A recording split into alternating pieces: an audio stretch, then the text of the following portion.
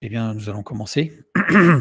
Surtout que le sujet est un peu d'actualité et un peu complexe. Donc, si le son et l'image sont OK, moi, j'ai pas salué chacun en particulier, hein. Je dis bonsoir à tout le monde puisque il commence à y avoir du monde et en plus, je suis un peu en retard. Alors, je mets le diaporama, voilà. Voilà. Bonsoir à tous. Ce soir, un sujet d'actualité, un sujet qui fait débat, un sujet qui a fait débat depuis je dirais, la naissance de l'Église, puisque même dans les Actes des Apôtres, dans l'Épître aux Romains, on voit qu'il y a eu des grands débats dans les réunions des apôtres à Jérusalem sur le sujet justement de, doit-on, ne doit-on pas, suivre les observances judaïques et si oui, lesquelles? Donc, je vous propose de commencer sur ce sujet par quelques textes. On va faire une introduction assez longue et détaillée pour arriver jusqu'à la pensée exprimée de Paul dans l'Épître aux Romains en particulier. Et après cette étude, j'inviterai tous ceux qui le souhaitent à relire l'Épître aux Romains après, pour bien voir l'ensemble des textes. Et là, tout d'un coup, il y a des passages qui sont assez lourds, assez difficiles à comprendre sur la justification par la foi, par les œuvres, etc. Avec l'apôtre Paul, on a l'impression qu'il s'en mêle les crayons. En fait, on va voir qu'il s'en mêle pas du tout les crayons et que sa pensée est très claire, au contraire, mais que c'est nous qui avons une lecture plutôt embrouillée par des choses qui sont confuses. Alors, on va essayer de rendre tout ça clair. Je vous propose de commencer par une petite introduction. Donc, on parle souvent de rupture entre juifs et chrétiens, en s'appuyant sur Saul de Tarse, devenu l'apôtre Paul. Alors, j'ai mis les deux parce qu'il y a certains juifs qui parlent de Saul de Tarse, ou de Shaul, de Tarse, et puis les chrétiens vont parler de l'apôtre Paul, bien sûr. En particulier dans son épître aux Romains, puisque c'est justement dans cette épître que l'apôtre Paul, on a l'impression qu'il essaye de se démêler de quelque chose de confus au sujet justement de la justification par la foi des juifs, les chrétiens. Donc cette épître a été écrite alors qu'il n'avait pas encore visité les chrétiens de Rome.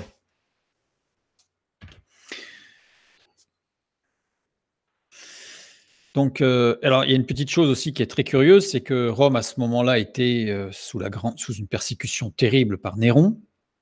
Mais ça, on le verra certainement une autre fois quand on étudiera le contexte de l'apôtre Paul, ce serait trop long ce soir. Or, l'apôtre Paul en appelle à César. Or, il en appelle à Néron, puisqu'à l'époque, c'est Néron. Donc ça veut dire que pour se sortir, dans ce débat juif-chrétien, il fait appel à César Néron, qui est l'un des pires persécuteurs des juifs et des chrétiens de tous les temps, et il fait appel à lui. Il y a quelque chose de très étrange, en fait, dans cette réaction de Paul. Pourtant, Paul n'est pas un peureux, donc c'est pas comme s'il avait voulu absolument fuir les Juifs et puis se sortir de là en faisant appel à César sans même imaginer de qui il s'agissait, puisque qui ne connaissait pas Néron. Donc voilà, donc l'apôtre Paul écrit aux chrétiens de Rome une épître alors qu'il n'y est pas encore allé. Ça va être intéressant, ça. Dans ces textes, dans toutes ces épîtres et les actes, l'apôtre Paul ne renie jamais son appartenance au peuple juif. Absolument jamais. Au contraire, il la proclame et la revendique à maintes reprises. Dans Actes 23:6, Paul, sachant qu'une partie de l'assemblée était composée de Sadducéens et l'autre de pharisiens, s'écria dans le Sanhédrin: « Homme frère, je suis pharisien, fils de pharisien. » Il montre bien qu'il est pharisien, fils de pharisien, donc juif. Acte 22:3, « Je suis juif, né à Tarse en Cilicie, mais j'ai été élevé dans cette ville-ci et instruit au pied de Gamaliel dans la connaissance exacte de la loi de nos pères, étant plein de zèle pour Dieu comme vous l'êtes tous aujourd'hui. » Il revendique encore son origine juive. Romains 11:1, « Je dis donc, Dieu a-t-il rejeté son peuple? Loin de là, car moi aussi je suis israélite de la postérité d'Abraham, de la tribu de Benjamin. » Il revendique encore sa judaïté. 2 Corinthiens 11:22, « Sont-ils hébreux? Moi aussi. Sont-ils israélites? Moi aussi. Sont-ils de la postérité d'Abraham? Moi aussi. » J'ai donné 4 exemples, mais il y en a bien d'autres où il revendique directement ou indirectement son origine juive le fait qu'il soit juif et sa foi dans la continuité de la foi d'Abraham.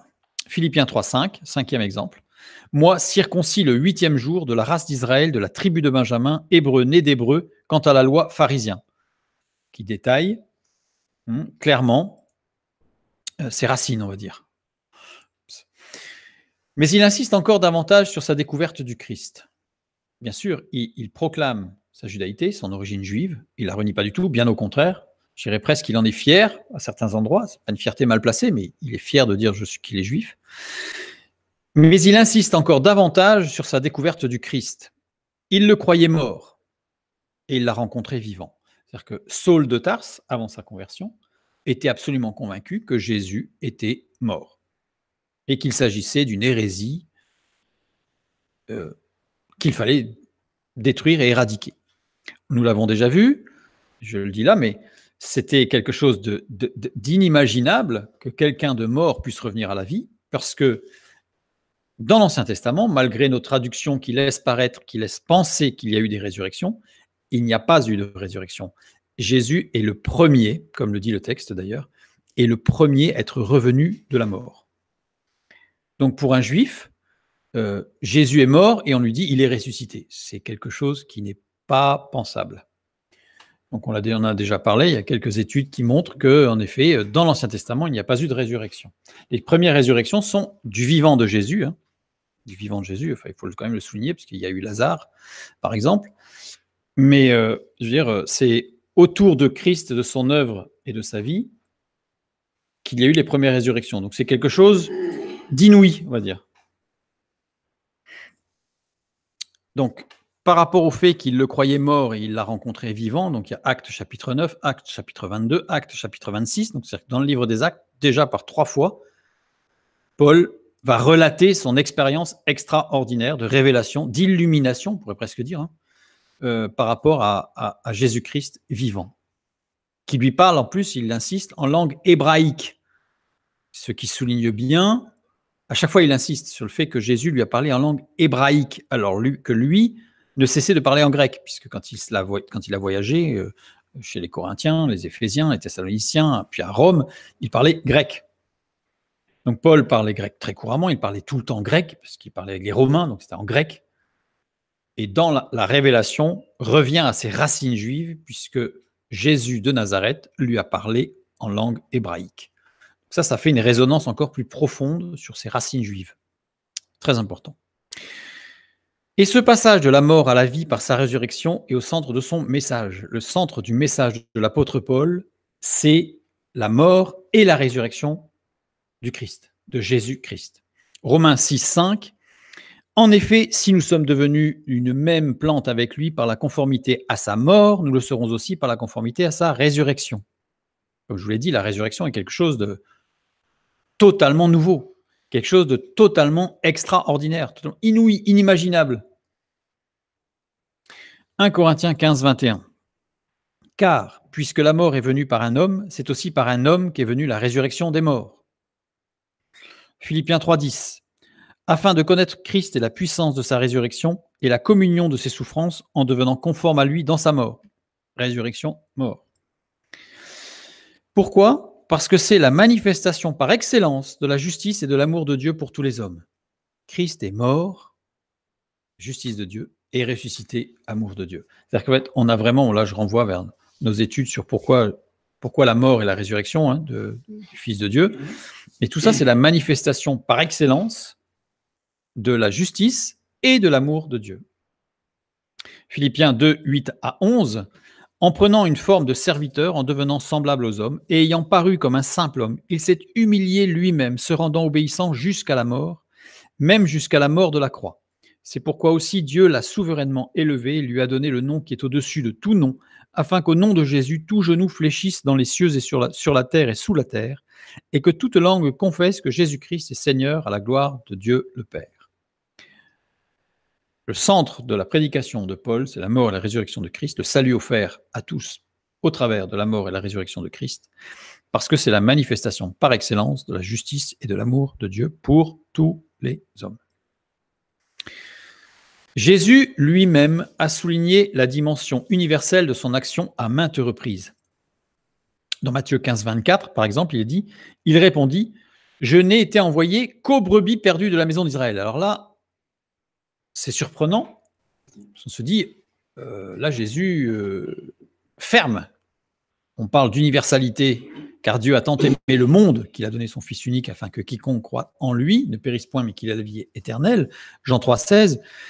Et là, on nous dit dans Matthieu 15, 24, Jésus lui-même qui dit, je n'ai été envoyé qu'aux brebis perdues. Alors le co ici, QU, que, c'est eimé. Or, eimé est une expression idiomatique. Ça veut dire qu'on ne peut pas prendre le sens de ei et le sens de mé en disant c'est la juxtaposition des deux sens qui forment le sens de cette expression. Une expression idiomatique, c'est du style, en français, on va dire, il pleut des cordes. Évidemment, on n'est pas à prendre au sens littéral, il ne pleut pas à des cordes. Mais c'est une expression idiomatique. Voilà. Donc là, cette expression, il faut bien faire attention à son sens, parce qu'elle ne désigne pas une exclusivité, mais plutôt une condition.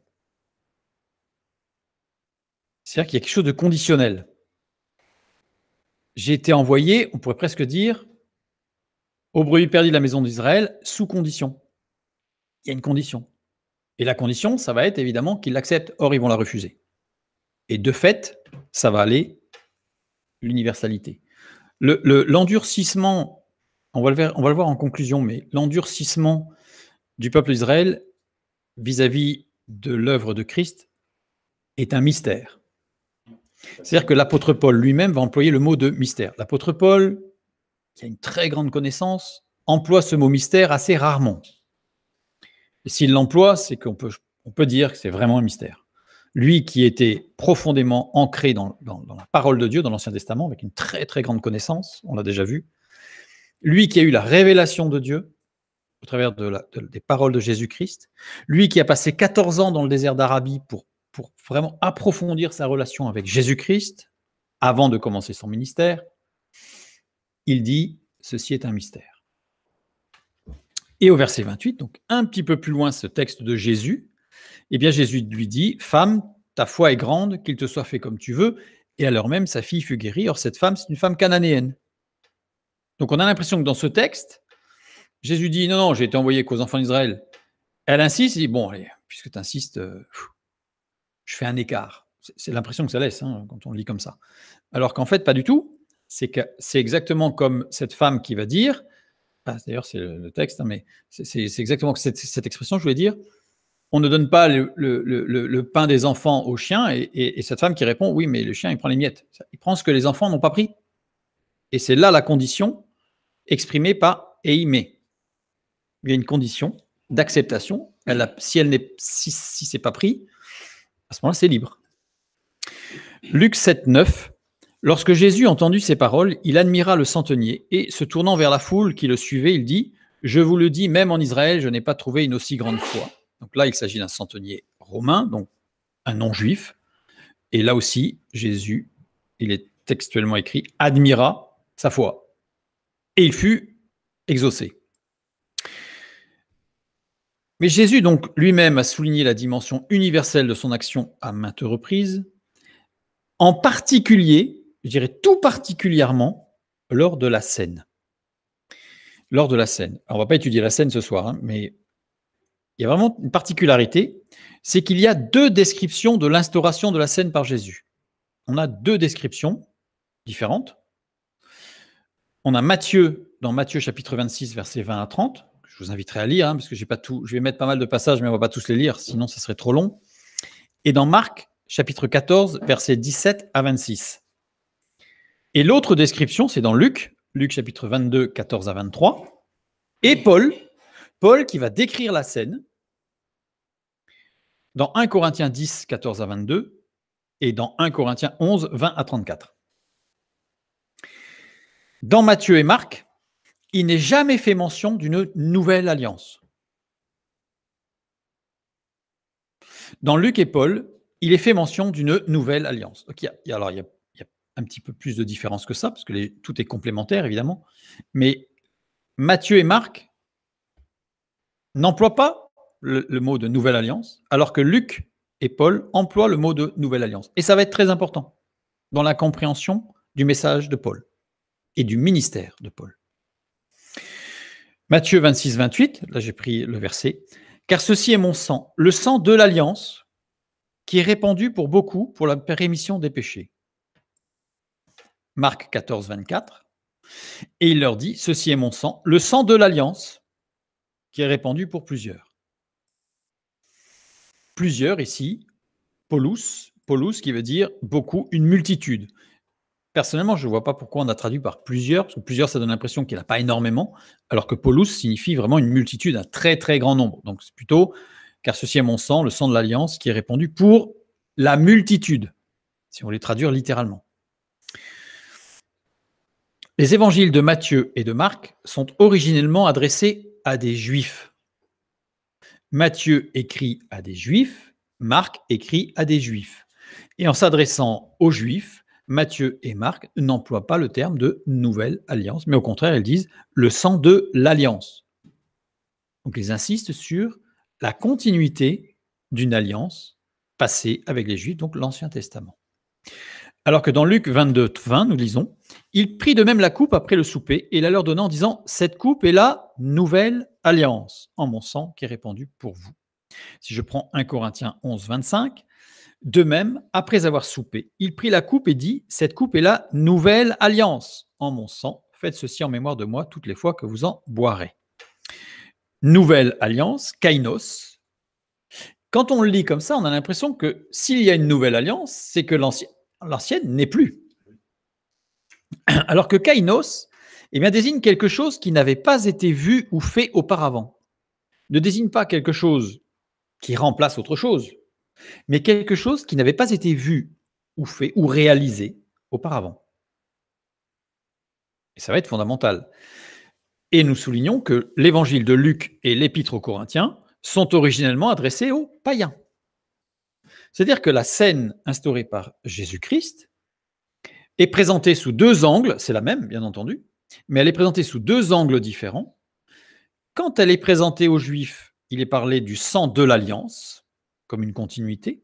Quand elle est présentée aux païens, puisque Luc écrit à excellent Théophile, on a une étude qui montre que ce Théophile-là, en fait, c'est certes le grand prêtre, mais d'origine non juive. Donc, s'adresse à un non-juif, l'apôtre Paul aux Corinthiens a plus forte raison. Et donc, quand les apôtres Luc, enfin, quand les évangélistes, l'évangéliste Luc et Paul, le missionnaire Paul, s'adresse aux païens, aux non-juifs, eh bien, en fait, il parle de nouvelle alliance. Donc, il y a vraiment deux axes. Donc, je vous dis, on ne va pas étudier la scène ce soir, mais juste souligner cela, et c'est le début de la compréhension du message de Paul à l'épître aux Romains.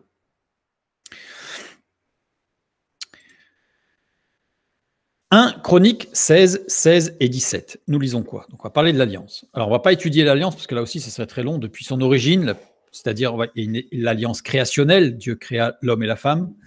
Mais la première fois qu'il y a le terme alliance, c'est Noé, juste après le déluge, quand il dit qu'il fit une alliance, d'accord, en hébreu. Donc, c'est la première fois qu'il y a ce mot, alliance. Puis ensuite, il y a l'alliance avec Abraham, Jacob, répété, David, etc. Bon. On ne va pas étudier toutes les formes d'expression de l'alliance. Mais rapidement, en résumé, 1 Chroniques 16, 16 et 17. L'alliance qu'il a traitée avec Abraham et le serment qu'il a fait à Isaac, il l'a érigé pour Jacob en loi, pour Israël en alliance éternelle. Le mot ici éternel, ovlam. Ovlam, pour toujours, à jamais, existence continuelle, perpétuelle, sans fin. Ce qui est intéressant, c'est que ovlav, on l'a traduit par éternel, mais ovlav ne désigne pas forcément quelque chose qui n'a pas de commencement, mais ça désigne quelque chose qui n'a pas de fin. Donc, Dieu a instauré une alliance qui n'a pas de fin avec Abraham, Isaac, Jacob et les enfants de Jacob, Israël, les fils d'Israël. Cela signifie que l'ancienne alliance ne peut pas être terminée. Dieu lui-même ayant certifié que cette alliance est éternelle.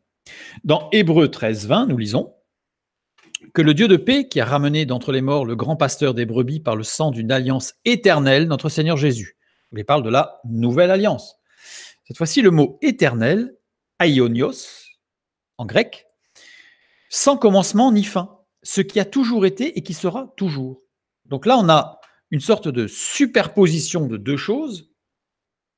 On a l'ancienne alliance qui n'a pas de fin. Bah forcément, elle a un début puisqu'il y a une création. Donc avant la création, il n'y a pas d'alliance, proprement parlé. Et la nouvelle alliance, qui est éternelle dans l'Épître aux Hébreux, sans commencement ni fin, ce qui a toujours été et qui sera toujours. Il n'y a pas une ancienne alliance, puis une nouvelle alliance, si j'en prends bien les textes.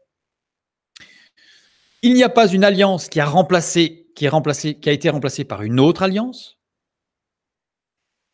Il y a une alliance éternelle avec, à un moment donné, un ajout nouveau, quelque chose qui n'avait pas été fait auparavant dans l'ancienne alliance. Il y avait quelque chose qui n'avait pas été vu, qui n'avait pas été fait, qui n'avait pas été concrétisé, on pourrait presque dire.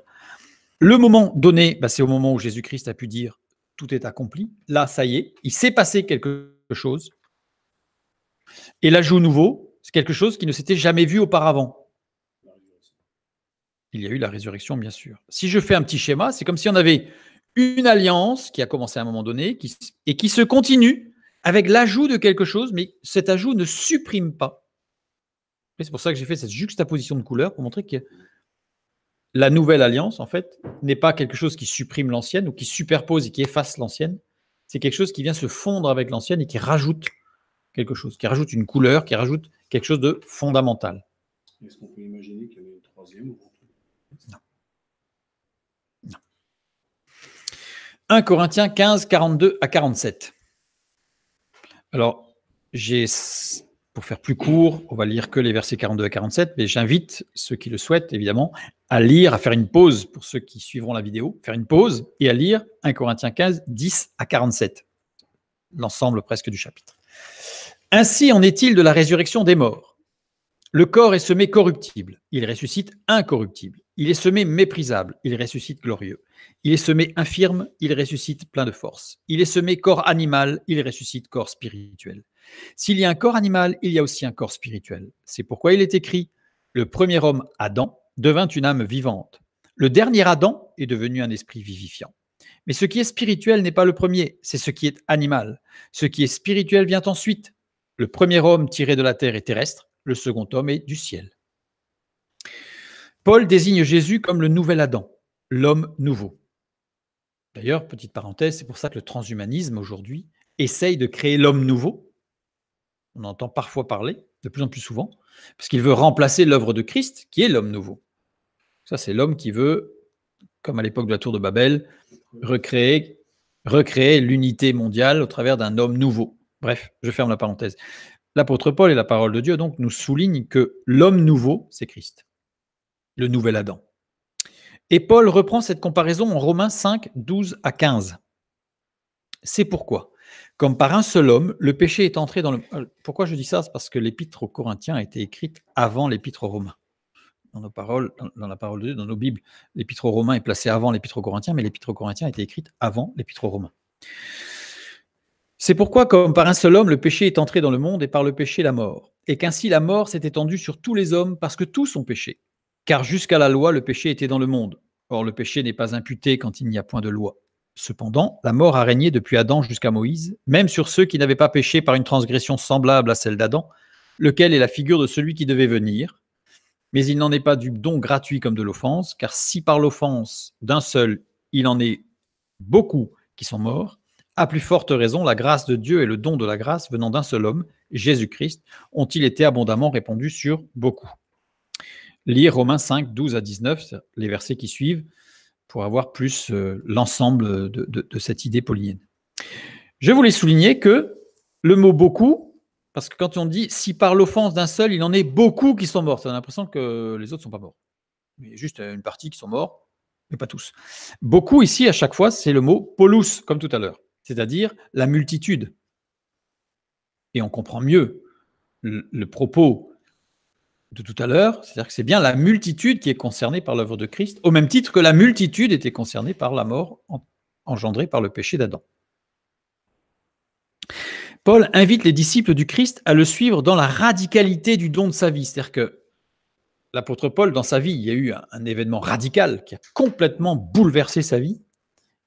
la révélation sur le chemin de Damas, et il va inviter justement tous ceux à qui il va annoncer la bonne nouvelle de l'Évangile à vivre dans cette radicalité du don. Je ne dis pas être radical, je dis à vivre sa vie dans la radicalité du don de sa vie, de la vie de Christ. Comme la figure de l'homme nouveau qu'il faut recréer, quelque chose de radical. Une nouvelle création, c'est radical. Un nouvel Adam, une nouvelle création. 2 Corinthiens 5, 17. Si quelqu'un est en Christ, il est une nouvelle créature. Les choses anciennes sont passées. Voici, toutes choses sont devenues nouvelles. Alors là, c'est intéressant de juxtaposer cette pensée de Paul par rapport à l'ancienne alliance et nouvelle alliance. La nouvelle n'étant que le prolongement, même pas le prolongement, la superposition avec un ajout à l'ancienne alliance. Parce que quand on dit que nous sommes une nouvelle création, je pense qu'il est clair pour tout le monde qu'il y a une continuité de notre être avant la conversion et après la conversion. Il y a juste quelque chose d'extraordinaire qui s'est produit, un ajout qui est la lumière, le pardon des péchés et la lumière de Christ en nous. Mais je garde les mêmes cheveux, la même couleur d'yeux, je fais la même taille, j'ai les mêmes problèmes physiques, sauf guérison bien sûr, mais j'ai les mêmes morphologies, je suis le même, j'ai les mêmes goûts, etc. Il n'y a pas eu un avant, les mêmes goûts, le chocolat, j'aime plus le rouge que le bleu, enfin voilà, c'est ça que je voulais dire. Oui, c'est là au niveau des goûts, au niveau des goûts musicaux, au niveau des goûts, certains goûts, oui, là il y a des choses qui vont changer, évidemment, qui vont être là aussi bouleversées. Mais quand je vous dis ça, c'est-à-dire que physiologiquement, je suis le même, donc il y a bien une continuité entre avant la conversion et après la conversion, mais il y a un ajout, il y a quelque chose d'inouï qui s'est passé, c'est que la partie qui était morte en moi est revenue à la vie. Donc ça, c'est tout le message de Paul donc sur la guérison. Donc on voit cette juxtaposition de l'homme, nouvelle création, l'homme nouveau, Christ en nous, etc. Pour bien comprendre cette idée de alliance, il n'y a qu'une seule alliance qui est éternelle, mais avec un ajout, c'est pas qu'il manquait quelque chose, mais c'est qu'il y avait quelque chose qui n'avait pas été vu et qui, à un moment donné, au temps de Dieu, a été révélé, acté pour la multitude. Remarques importantes dans la compréhension des écrits de Paul. Là, on va faire une petite pause sur le développement de la pensée par rapport au texte biblique et on va juste bien situer Paul dans sa pensée pour comprendre les choses. Première remarque, Paul n'est pas un théologien théorique. Parfois, on parle de l'apôtre Paul comme étant un grand théologien qui a fondé une grande théologie qui vole à 15 000 pieds. Pas du tout. Paul est un pasteur. Le ministère de Paul était pastoral. Paul a visité les églises et ses écrits correspondent toujours à des situations pratiques. Aux Corinthiens, on voit bien, dans votre église, il y a ceci, alors voici, tac, et il donne des explications, il donne des encouragements, il donne parfois des réprimandes, mais toujours circonstanciées. Il n'a pas fait des grandes théories doctrinales, théologiques, qui sont arrivées dans des encyclopédies où on devait essayer, à partir de là, de l'appliquer à la vie pratique. Paul a été quelqu'un de très pratique, un pasteur, et non pas un théologien comme parfois on veut le faire. Il était pasteur. Il réagit devant des situations concrètes. Il affermit sa théologie dans des situations concrètes. C'est-à-dire qu'en fait, sa théologie, il ne l'a pas construite avant et après, il essaye d'adapter. Pas du tout. Le concret fait qu'il expose la théologie. Et la théologie doit être avant tout quelque chose de concret et de pratique. Sinon, ça devient sec et la lettre tue, n'est-ce pas? Deuxième remarque, donc bien garder à l'esprit que l'apôtre Paul est avant tout un ministère avant tout pastoral plutôt que théologique. Deuxième remarque, à partir de la révélation sur le chemin de Damas, il comprend le dessein de Dieu sur les nations. Colossiens 1, 25 à 27. C'est d'elle que j'ai été fait ministre, selon la charge que Dieu m'a donnée auprès de vous, afin que j'annonçasse pleinement la parole de Dieu, le mystère caché de tout temps et dans tous les âges, mais révélé maintenant à ses saints, je souligne, mais révélé maintenant, donc il y a bien eu quelque chose de nouveau, la lumière de Christ, à ses saints, à qui Dieu a voulu faire connaître quelle est la glorieuse richesse de ce mystère parmi les païens, savoir, Christ en vous, l'espérance de la gloire. Là, il montre bien qu'il a compris, puisqu'il s'adresse aux Colossiens, il ne s'adresse pas à des Juifs. Paul ne conçoit pas la nouvelle alliance comme une rupture avec le judaïsme porteur de l'espérance. L'apôtre Paul conserve cette idée fondamentale que le judaïsme est le porteur de l'espérance. Il le dit dans Actes 28, 20. Voilà pourquoi j'ai demandé à vous voir et à vous parler, car c'est à cause de l'espérance d'Israël que je porte cette chaîne. Il ne dit pas c'est à cause de l'ancienne espérance d'Israël que je porte cette chaîne. Il dit c'est à cause de l'espérance, elle est d'actualité. Toute la conjugaison de la phrase montre qu'elle est présente. Or, il est après sa conversion. L'espérance d'Israël, seul moyen de compréhension de l'œuvre du Messie. J'ai fait exprès d'employer le mot Messie, parce que Messie, c'est le mot qui concerne le Christ. Christ, c'est en grec. Messie, ça vient de Machiach, ça vient de l'hébreu. C'est la même chose, en fait. Couper Jésus de ses racines juives en fait un électron libre de l'histoire. On ne peut pas comprendre toute l'œuvre de Christ, tout le message de Christ, de Jésus-Christ, si on le détache complètement de ses racines juives. Ce n'est pas possible. C'est pourquoi il commence son ministère dans les synagogues, l'apôtre Paul. Paul va commencer son ministère dans les synagogues. On le voit, tous les textes montrent qu'il commence dans les synagogues.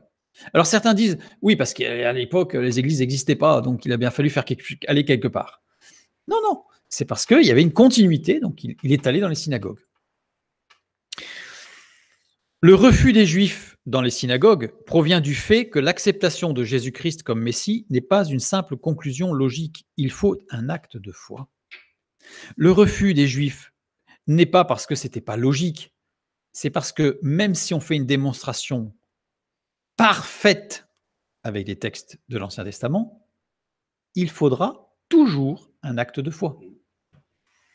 Jésus lui-même, dans les évangiles, n'impose jamais sa présence comme Messie. S'il aurait pu faire une démonstration tellement éblouissante, lui qui est parfait, qui était Dieu, il aurait pu faire une démonstration tellement éblouissante que nul n'aurait pu dire non, non, il n'est pas le Messie. Tout le monde aurait été obligé de le reconnaître. Pas du tout.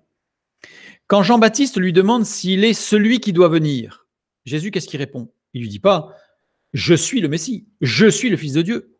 Il lui dit « Voici les signes. Des boiteuses marchent, les aveugles voient, les lépreux sont guéris, les malades sont guéris, etc. etc. » Et sous-entendu, à toi de croire ou non, à toi d'engager un acte de foi ou non. Jésus ne va pas s'imposer à Jean-Baptiste. Il va dire, voici les signes que je te mets à ta disposition. L'acte de foi vient de toi. Remarque importante maintenant dans la compréhension de l'Épître aux Romains. Juste une remarque. L'Épître aux Romains a été écrite avant qu'il n'y aille, comme je l'ai dit tout à l'heure, avant qu'il n'aille à Rome. Paul écrit aux disciples de Christ de Rome, car il y a eu connaissance, c'est bien écrit, il a eu connaissance de la situation concrète des chrétiens de Rome. C'est-à-dire que l'apôtre Paul, comme je vous l'ai dit, a un ministère pastoral. Il a écrit aux Romains avant d'y aller, non pas pour faire un dogme théologique en béton armé, mais parce qu'il a eu connaissance d'une problématique sérieuse chez les Romains, chez les chrétiens à Rome, et il va y répondre de façon pratique. Quel est le problème? Alors, le problème, c'est qu'il y a des Juifs qui sont restés Juifs, jusque-là, ça ne pose pas de problème, mais il y a des Juifs qui sont devenus disciples de Christ, il y a des disciples de Christ et d'origine païenne. Donc, on a, je dirais, tous les cas de figure. On a à peu près tous les cas de figure. Et entre ces différentes composantes, eh bien, il y a des débats. Il y a des débats qui font rage. Paul, je ressouligne ce qu'on a vu tout à l'heure, rapidement, parce que c'est important. Paul va souligner son admiration de la loi. C'est-à-dire que Paul va vraiment souligner fortement, à maintes reprises, son admiration de la loi. Dans Romains 2, 13, par exemple. Ce ne sont pas en effet ceux qui écoutent la loi qui sont justes devant Dieu, mais ce sont ceux qui la mettent en pratique qui seront justifiés. Là, quelque part, il souligne l'intérêt, la force de la loi. Romains 2, 25. La circoncision est utile si tu mets en pratique la loi.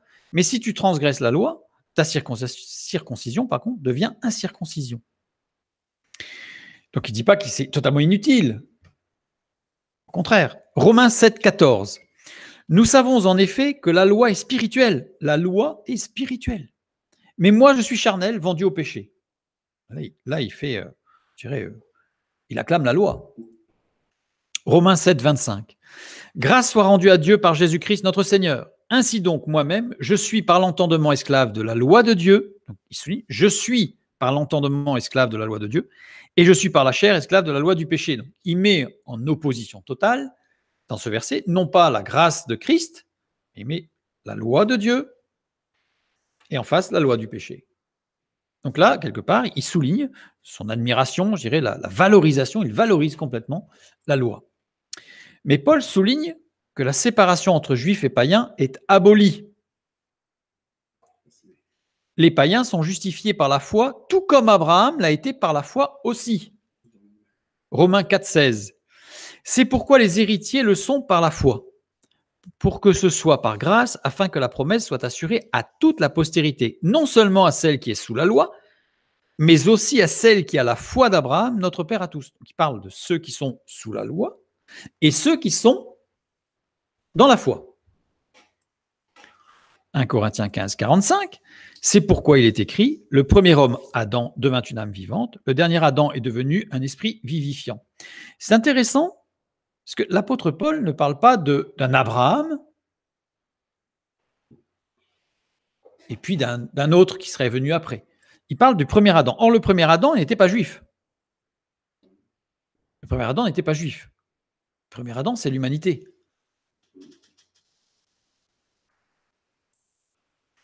Le dernier Adam, Jésus-Christ, a apporté une ouverture universelle. Il repart, je dirais, avant même que la différenciation de juifs non-juifs existe dans la parole de Dieu. Donc on a bien l'universalité, la non-rupture entre juifs et non-juifs, soulignée par l'apôtre Paul, ici, dans l'Épître aux Corinthiens. Ensuite, Paul reprend les disciples de Christ de Rome. C'est là que ça commence. Là, on rentre dans le vif du sujet, parce qu'on a vu... Non, là, il écrit, mais il reprend. Il y a une problématique qui existe. Cette problématique, elle est du fait qu'il y a différentes composantes au sein du peuple de Dieu, au sein de l'Église, de la première Église. Donc, il y a des Juifs restés Juifs, donc ils ne sont pas dans l'Église, ceux-là, mais ils font partie du débat. Il y a des Juifs qui se sont convertis à Christ, et il y a des païens convertis à Christ. Et là, il y a une sorte de mélange avec des tensions. Et là, Paul a commencé à faire des reproches.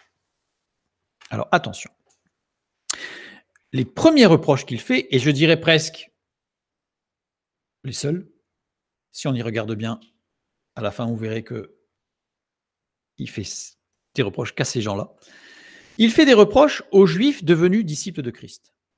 Il ne fait pas de reproches aux païens, un peu, et on va comprendre pourquoi tout à l'heure, mais il fait des reproches aux Juifs devenus disciples de Christ. Pas parce qu'ils sont devenus chrétiens, évidemment, ça tombe sous le sens.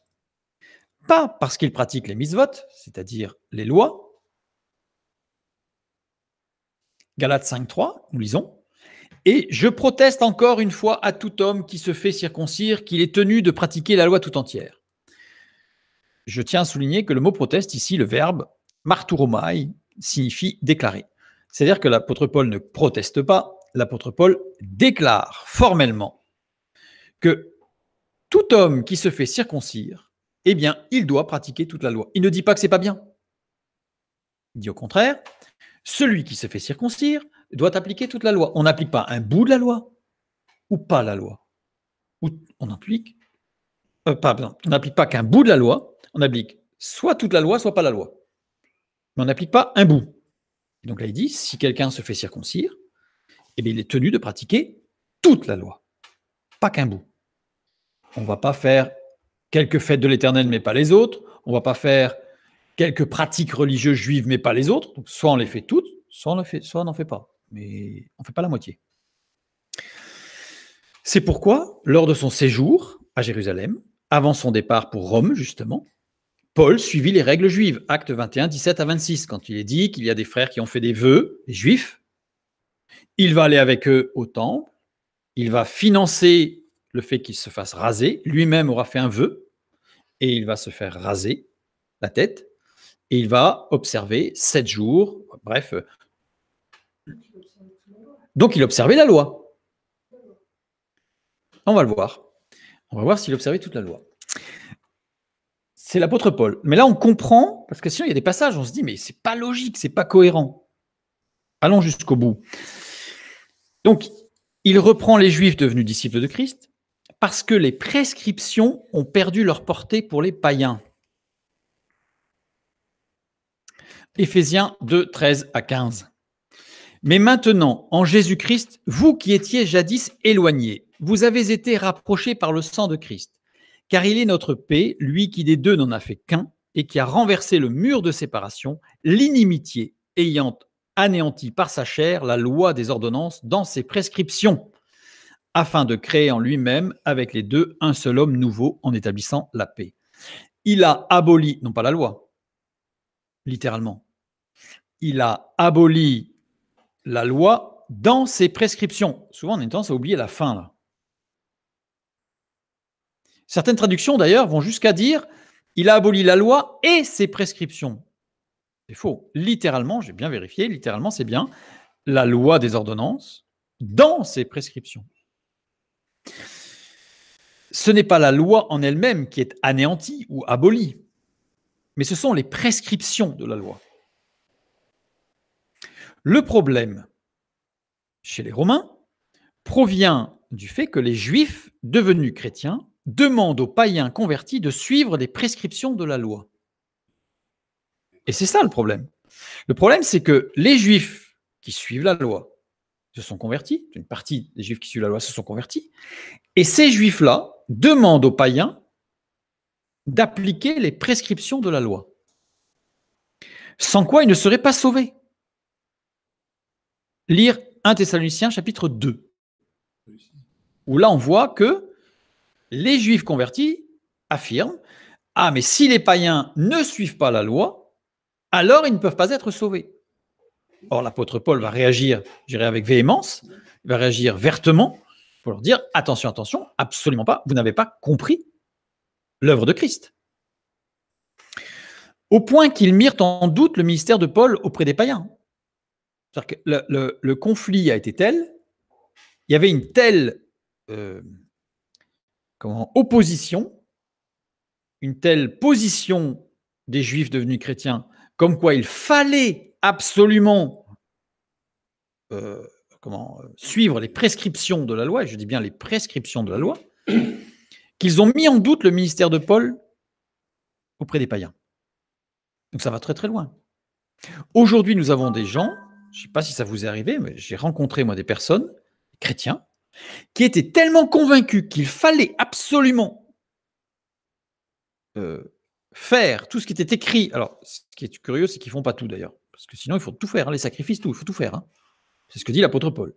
Mais ils sont tellement convaincus que si on ne marche pas dans ce sens, bien en fait, ils remettent en cause, ils mettent en doute tout. C'est ce que fait l'apôtre Paul. C'est ce qui a été fait à l'encontre de l'apôtre Paul. Il passait bien par les zones banales. Oui. Lire Galates chapitre 2 pour voir justement que même le ministère de l'apôtre Paul a été remis en cause. Ça a été jusque-là. Ça a été jusque-là. L'apôtre Paul souligne bien dans l'épître aux Éphésiens, on l'a lu tout à l'heure là, qui des deux n'en a fait qu'un et qui a renversé le mur de séparation l'inimitié. Jésus-Christ n'est pas venu substituer les nations à Israël. Des deux, il n'en a fait qu'un. L'apôtre Paul n'a pas dit, il a remplacé le vieux qui n'avait rien compris par un jeune premier qui va réussir. Il a dit, des deux, il n'en a fait qu'un. Et il a renversé le mur de séparation. Donc au contraire, imaginez, c'est comme si quand le mur de Berlin est tombé, vous aviez dit, les Berlinois de l'Ouest ont remplacé les Berlinois de l'Est. Absolument pas. Ils sont redevenus unis.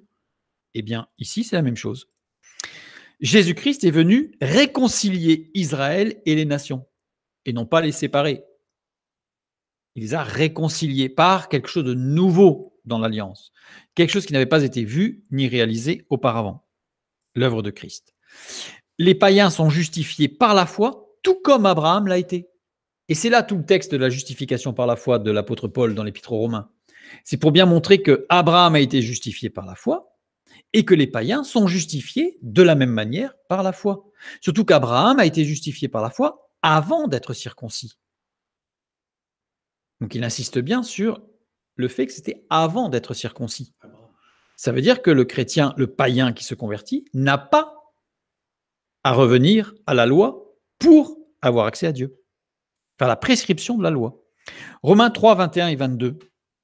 Mais maintenant, sans la loi est manifestée la justice de Dieu. Mais maintenant, sans la loi est manifestée la justice de Dieu, à laquelle rend témoignage la loi. Donc, il n'abolit pas la loi.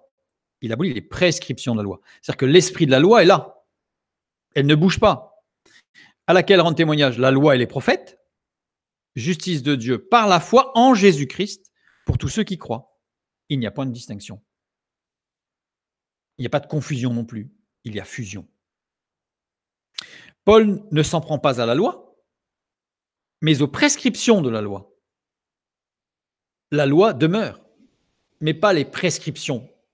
C'est-à-dire, je dirais, les prescriptions, on a bien compris, c'est-à-dire les règles de vie, les prescriptions religieuses, etc., tout ce qui devait être fait pour pouvoir avoir accès à Dieu. C'est fini ça. C'est fini. Mais ça ne veut pas dire qu'on abolit la loi. Pas du tout. Donc, Paul ne s'en prend pas à la qualité religieuse des Juifs pratiquants, jamais. Parfois, on a voulu opposer Paul aux Juifs dans les textes. Jamais. Paul ne s'oppose pas aux Juifs. Il ne s'oppose pas à la qualité religieuse des Juifs. Romains 10, 2 à 4. Je leur rends le témoignage qu'ils ont du zèle pour Dieu, mais sans intelligence, ne connaissant pas la justice de Dieu et cherchant à établir leur propre justice. Ils ne se sont pas soumis à la justice de Dieu, car Christ est la fin de la loi. Le but, l'objectif, la visée de la loi, pour la justification de tous ceux qui croient par la foi. Donc la loi, elle est là. 2 Corinthiens 3, 14. Mais ils sont devenus durs d'entendement, car jusqu'à ce jour, le même voile demeure quand ils font la lecture de l'Ancien Testament, et ils ne se lèvent pas parce que c'est en Christ qu'il disparaît. Alors ce texte est utilisé, je dirais, à tort et à travers, pour, entre guillemets, condamner les Juifs qui ont un voile sur la tête, sur les yeux, et qui n'y comprennent rien.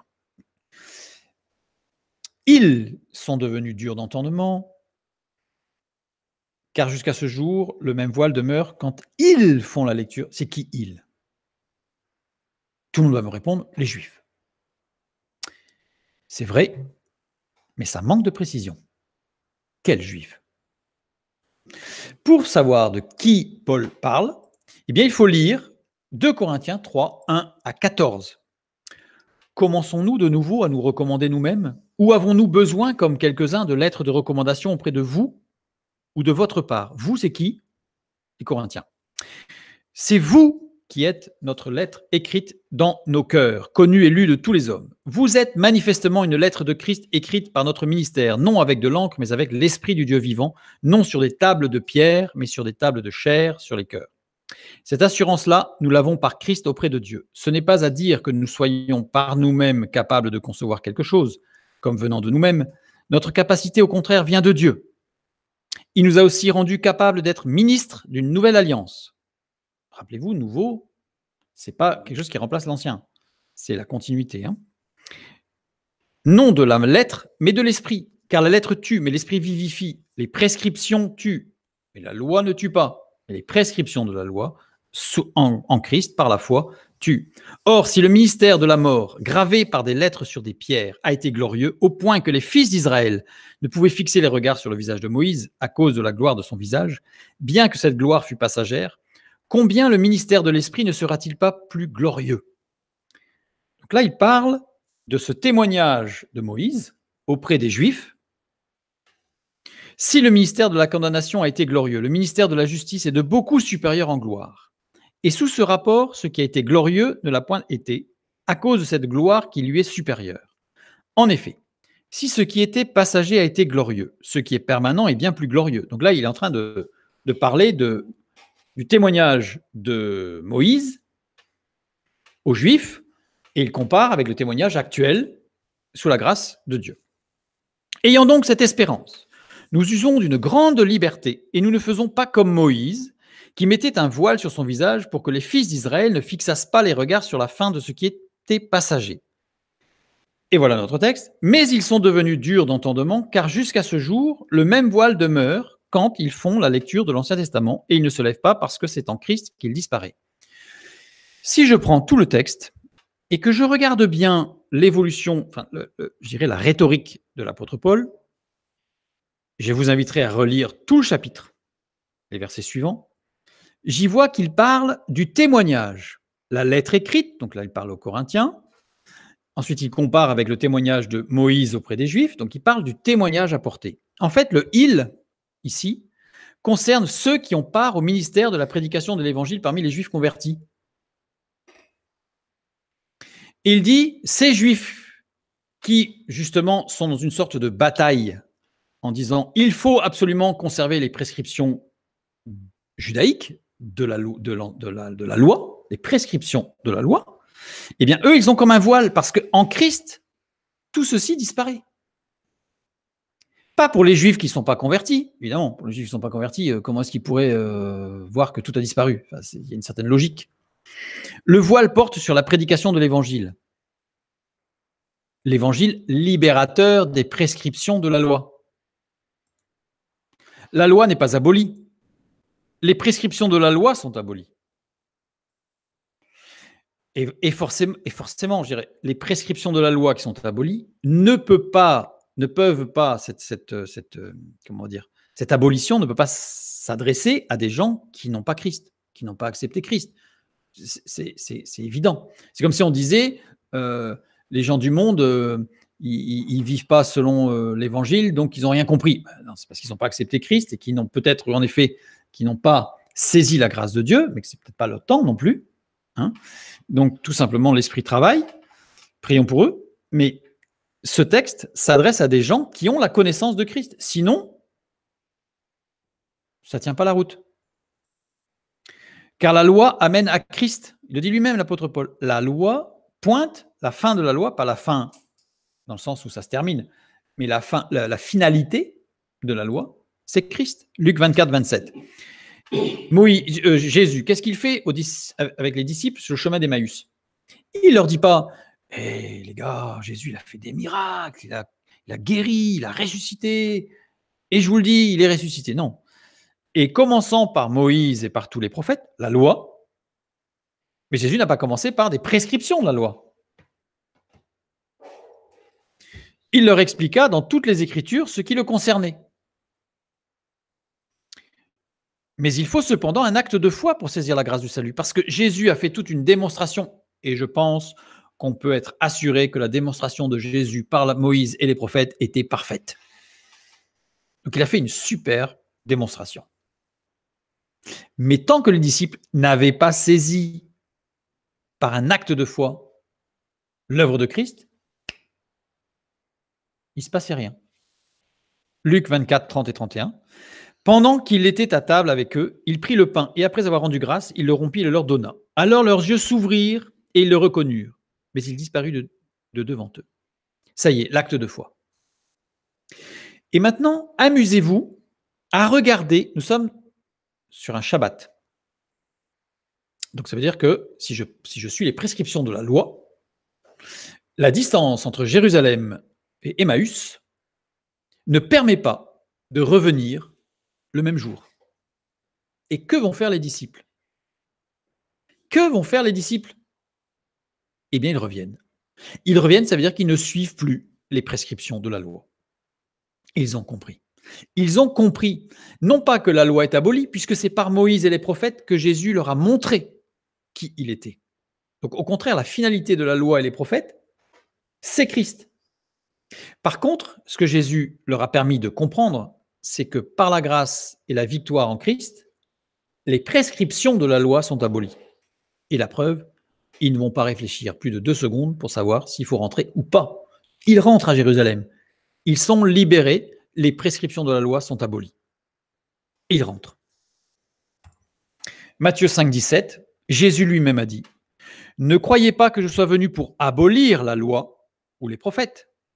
Je suis venu non pour abolir, mais pour accomplir. » Et là, je renvoie vers notre étude sur ce texte de Jésus. Jésus n'est pas venu abolir la loi.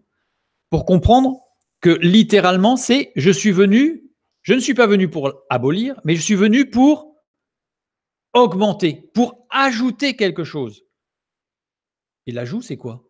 C'est ce qui n'avait pas été vu, ce qui n'a pas été réalisé avant, c'est-à-dire l'œuvre de salut en Christ et la libération, la liberté que Christ donne dans la vie du chrétien vis-à-vis des prescriptions de la loi. Il n'est pas venu abolir la loi, il est venu l'accomplir et même en rajouter. Mais il a rajouté quoi? La grâce, la liberté, ce que la loi n'avait pas. Actes 15, 8 à 12, nous lisons. « Et Dieu qui connaît les cœurs leur a rendu témoignage, en leur donnant le Saint-Esprit comme à nous. Il n'a fait aucune différence entre nous et eux, aucune différence entre juifs et païens, ayant purifié leur cœur par la foi. Maintenant donc, pourquoi tentez-vous Dieu en mettant sur le cou des disciples un joug que ni nos pères, ni nous n'avons pu porter? Mais c'est par la grâce du Seigneur Jésus que nous croyons être sauvés de la même manière qu'eux. » Toute l'assemblée garda le silence et l'on écouta Barnabas et Paul qui racontèrent tous les miracles et les prodiges que Dieu avait faits par eux au milieu des païens. Mais ça y est, c'est la compréhension.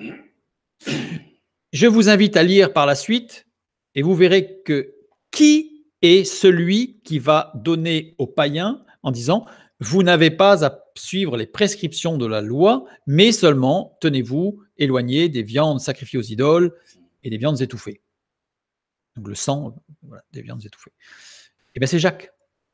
C'est l'apôtre Jacques, celui-là même qui va écrire l'épître de Jacques et qui va insister sur les œuvres, pas parce que c'est les œuvres qui sauvent, mais c'est parce qu'il avait besoin, ça serait toute une étude aussi, de montrer en fait l'équilibrage et les œuvres résultant de la liberté par la foi en Christ, et non pas l'inverse.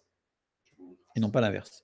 Mais ces œuvres, Jacques ne les associe jamais aux prescriptions de la loi, mais plutôt aux fruits portés par les actions de chacun.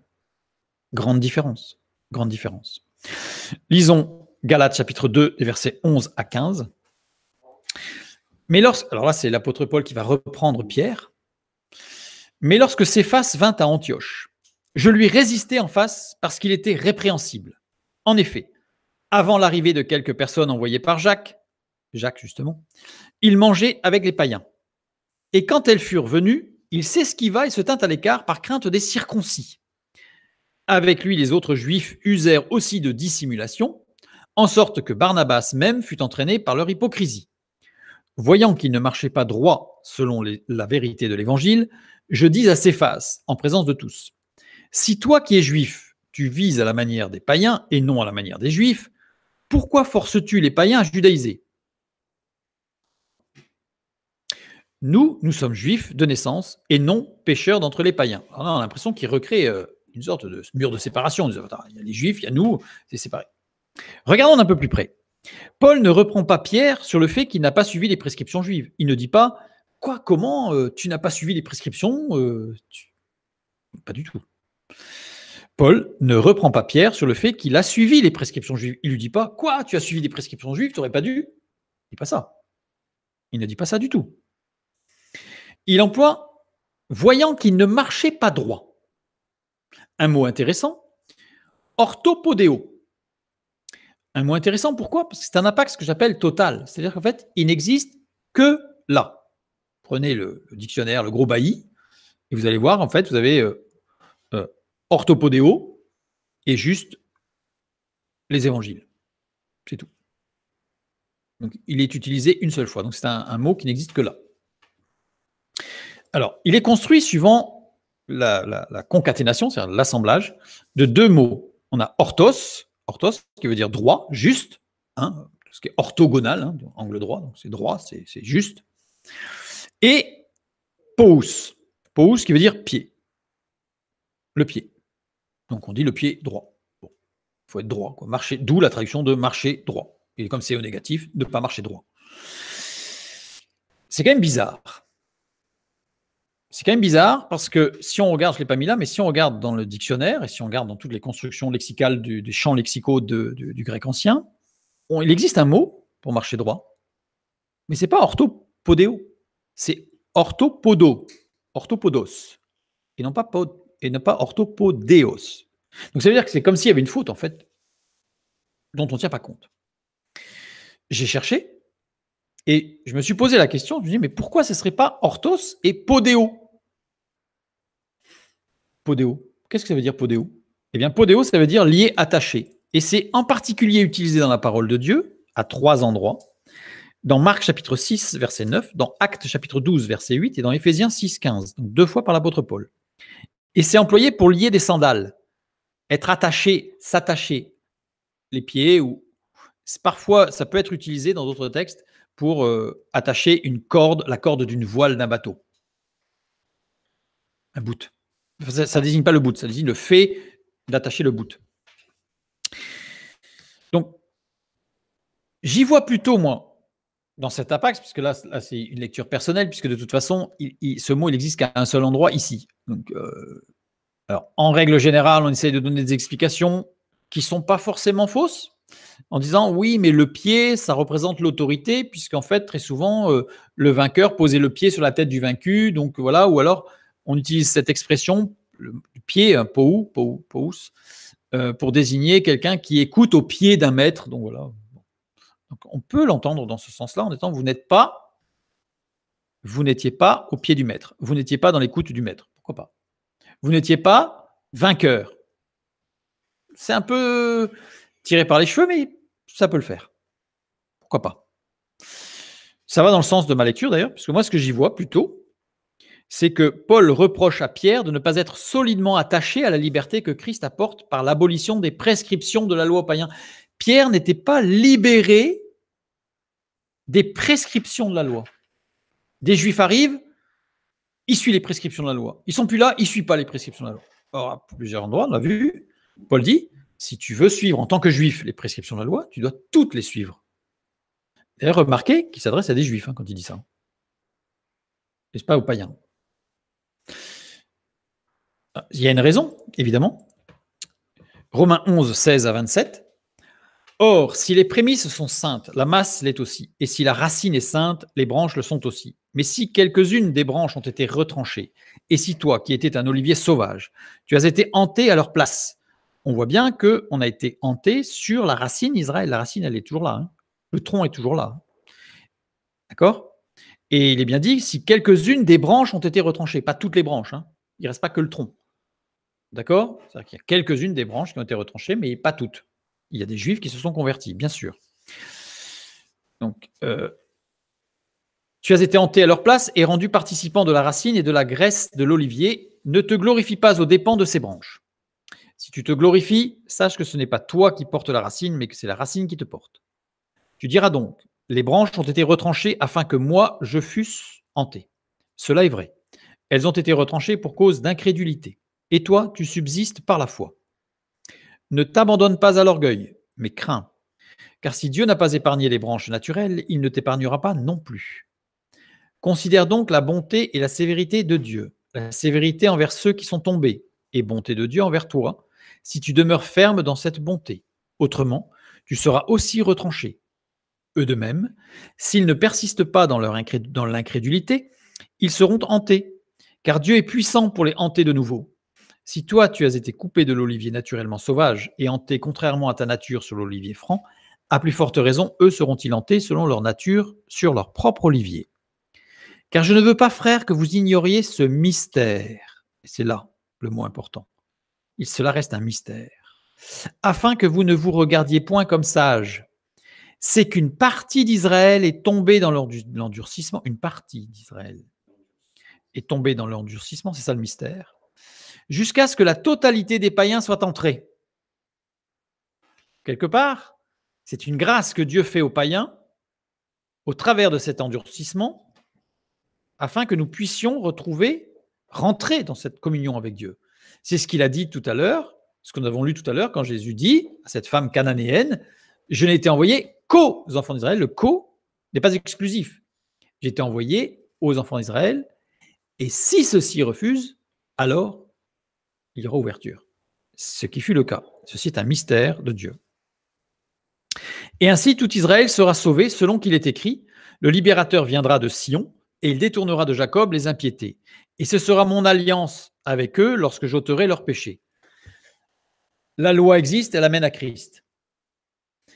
Les Juifs qui observent la loi ne sont pas sauvés. Seul Christ donne le salut. Mais ils continuent leur chemin en observant les prescriptions de la loi. Ils les observent alors dans la mesure du possible, étant donné qu'il n'y a pas de temple, etc. Bon, on ne va pas rentrer dans les détails. Parce que tout au long du chemin de ce qu'on appelle le temps de l'Église, puis la grande tribulation, eh bien, ce sont ces lois qui vont les amener à Christ. Et c'est pour ça qu'elle n'est pas abolie, la loi, puisqu'elle est toujours pour finalité Christ. Et tous les Juifs pratiquants qui ont, comme dit l'apôtre Paul, du zèle pour Dieu, eh bien, au travers de la loi, et pour eux, des prescriptions de la loi, puisqu'ils ne sont pas sous la grâce, donc pas sous la liberté, donc les prescriptions de la loi n'ont pas été abolies pour eux, mais au travers de cette marche, ils rencontreront Christ, et à ce moment-là, ils continueront dans la même alliance, mais avec ce nouveau, cet ajout, ce que Dieu a mis en plus, l'œuvre de Christ, et la liberté quant aux prescriptions de la loi. Et à ce moment-là, ils acquerront, comme c'est écrit ici, le libérateur viendra de Sion. Donc là, on est sur la fin de la grande tribulation, quand Christ va poser le pied sur le mont des Oliviers, et que là, tout, c'est écrit, tout enfant d'Israël, tout juif qui aura la loi dans son cœur et qui aura gardé jusque-là les prescriptions, qui les aura reprises, puisqu'il y aura un retour, verront le Fils de Dieu, reconnaîtront le Fils de Dieu et seront sauvés au travers de l'œuvre du Fils de Dieu dans la révélation, à l'instar, je dirais, de l'apôtre Paul sur le chemin de Damas.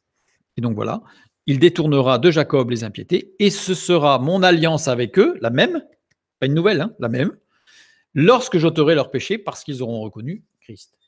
Et donc, l'apôtre Paul dans l'Épître aux Romains, et là je vous invite vraiment à relire la totalité de l'Épître aux Romains avec tout cet arrière-plan-là, pour bien comprendre que l'apôtre Paul montre bien qu'il y a une abolition, un anéantissement des prescriptions de la loi au travers de l'œuvre de Christ sur la croix. Donc, nous n'avons pas à suivre la loi. Et l'apôtre Paul dit, et si quelqu'un veut, eh bien qu'il les suive toutes, sinon il désobéit à la loi et aux prescriptions de la loi à laquelle il a voulu s'imposer lui-même, mais en Christ, nous avons la liberté et nous sommes complètement, je dirais, exempts, affranchis du joug des prescriptions de la loi. Que Dieu vous bénisse et à bientôt.